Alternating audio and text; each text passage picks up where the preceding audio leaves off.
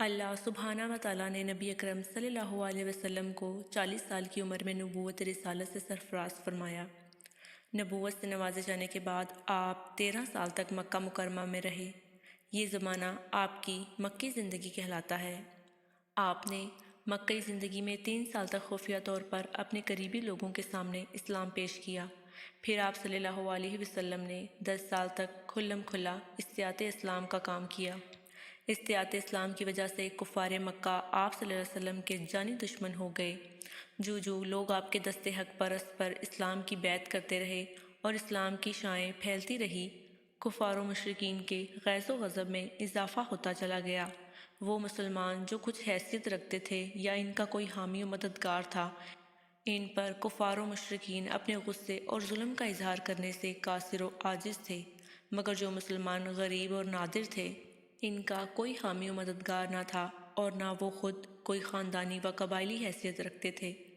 ان پر کفار و مشرکین نے ظلم و ستم کا لامتناہی سلسلہ شروع کر دیا۔ کفار نے ان کو طرح طرح سے پریشان کیا، مگر ان کے ایمان میں دن بدن اضافہ ہوتا رہا۔ نبی اکرم صلی اللہ علیہ وسلم کے دادا پھر چاچا ابو طالب قریش کی نظر میں بڑے شرف و اعزاز کے مالک تھے، اور آپ صلی اللہ علیہ وسلم کی خاندانی اور قبائلی وجاہت و اہمیت بھی سب کے نزدیک مسلم تھی۔ اس لیے آپ صلی اللہ علیہ وسلم پر حملہ وار ہونا ایک بڑی جنگ کو دعوت دینا تھا، مگر اس کے باوجود بھی بہت طریقوں سے نبی اکرم صلی اللہ علیہ وسلم کو طرح طرح سے ستایا اور آپ صلی اللہ علیہ وسلم کو مختلف مصائب سے دوچار ہونا پڑا۔ جب تک نبی کریم صلی اللہ علیہ وسلم نے اپنی نبوت اور رسالت کا اعلان نہیں کیا تھا، اس وقت تک آپ صلی اللہ علیہ وسلم مکہ میں ایک عقل مند، دانشور، امین و صادق اور اچھے انسان سے جانے جاتے تھے۔ جب آپ نے اپنی نبوت کا اعلان کیا تو لوگوں نے آپ کو جادوگر اور کاہن و سحر جیسے معیوب لقب سے مشہور کرنے کی کوشش کی، مگر اللہ نے جن کے دلوں کو ایمان کی روشنی سے منور کرنے کا فیصلہ کر لیا تھا، ان حضرات کو ان کا کوئی اثر نہیں ہوتا۔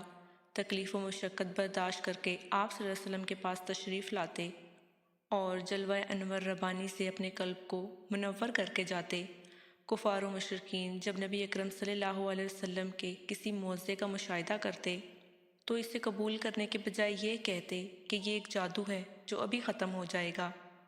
اللہ تعالیٰ کا ارشاد ہے، سورہ قمر آیت نمبر 2، اگر کوئی معجزہ دیکھتے ہیں تو ٹال دیتے ہیں اور کہتے ہیں کہ یہ جادو ہے جو ابھی ختم ہو جاتا ہے، یعنی یہ جادو کا اثر ہے جو دیر تک نہیں چلا کرتا، خود ہی گزر جائے گا اور ختم ہو جائے گا۔ حضرت ابو ذر غفاری رضی اللہ تعالیٰ عنہ اپنے بھائی انیس کی زیارت مکہ اور اللہ کے رسول سے ملاقات کی کہانی بیان کرتے ہوئے فرماتے ہیں کہ میں نے اس انیس سے پوچھا، تم نے مکہ میں کیا کیا؟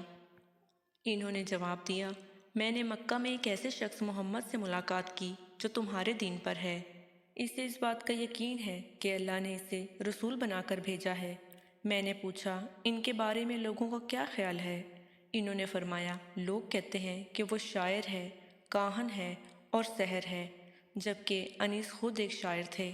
انیس نے کہا، میں نے کاہنوں کی بات سنی ہے، مگر اس کا کلام کاہنوں کی بات جیسا نہیں ہے۔ خدا کی قسم وہ سچا ہے اور لوگ جھوٹے ہیں۔